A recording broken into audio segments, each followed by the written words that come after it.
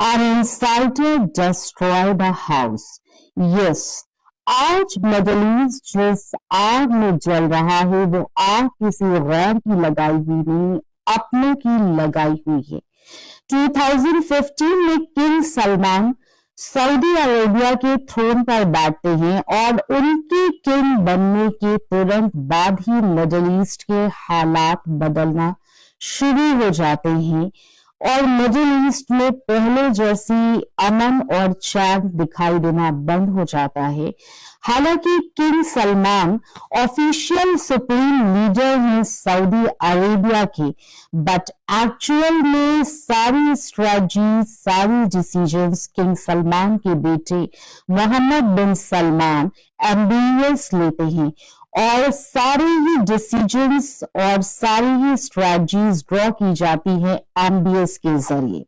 2015 में तुरंत थ्रोन पर तुरंत बैठने के बाद किंग ने यमन में वॉर डिक्लेयर कर दिया और इस वॉर में उन्होंने इतनी तबाही मचाई कि उस वक्त यमन को वर्स्ट ह्यूमैनिटेरियन क्राइसिस की कैटेगरी में लाकर खड़ा कर दिया।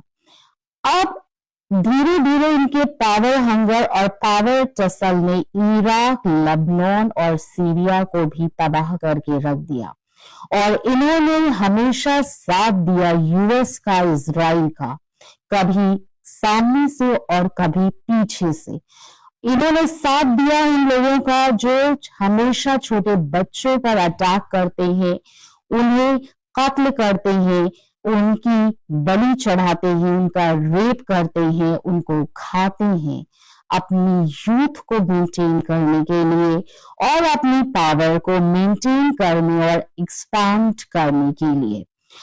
अब जब MBS में और ईरान में नाउ जो सिचुएशन चल रही है, कुछ बहुत ही रिलायबल ऑफिशियल्स ने ये कंफर्मेशन दिया है कि इसमें MBS का पूरा पूरा हाथ है और यूएस और इजराइल को लगातार सपोर्ट कर रहा है सऊदी अरेबिया।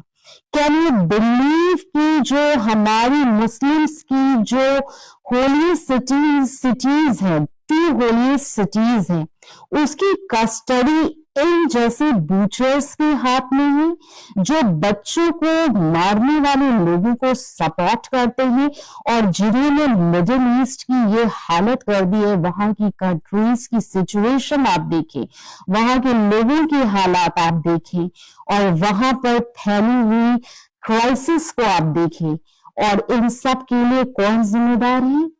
जिन्हें हमारी होली सिटीज की कस्टडी दी गई है, वो कौन सा एंगल है जिससे ये इतने बड़े मुकाम पर बिठाने लायक है?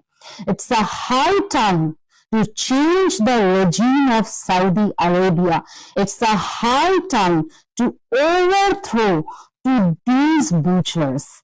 आपको क्या लगता है कि किंग सलमान और MBS का बॉयकॉट होना चाहिए या नहीं?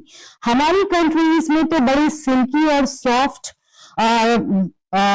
जस्टिस दिए जाते हैं, बट सऊदी अरेबिया में जो सख्त कानून है उसके हिसाब से ऐसे गद्दारों को और ऐसे गुनाहगारों को सड़क पर लाकर फांसी दी जाती है।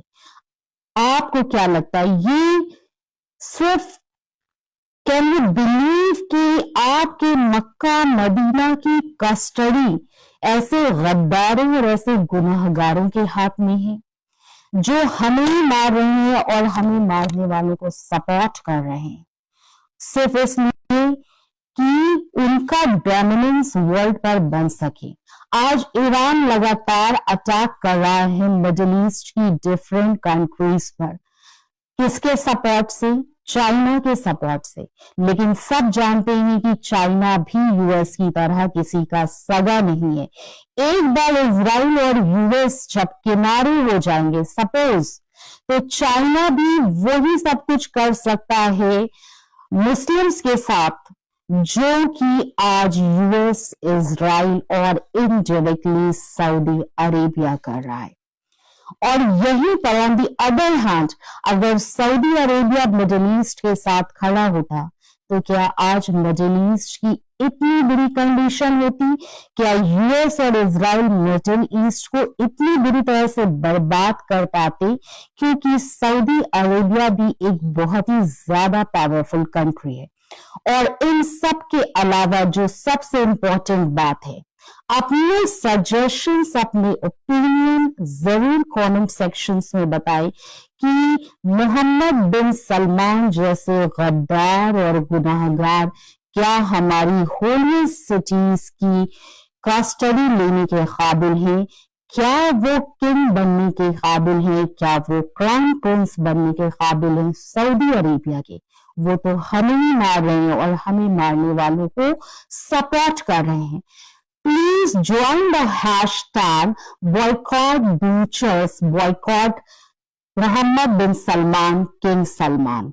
Thanks a lot if you give your suggestions. Thank you so much.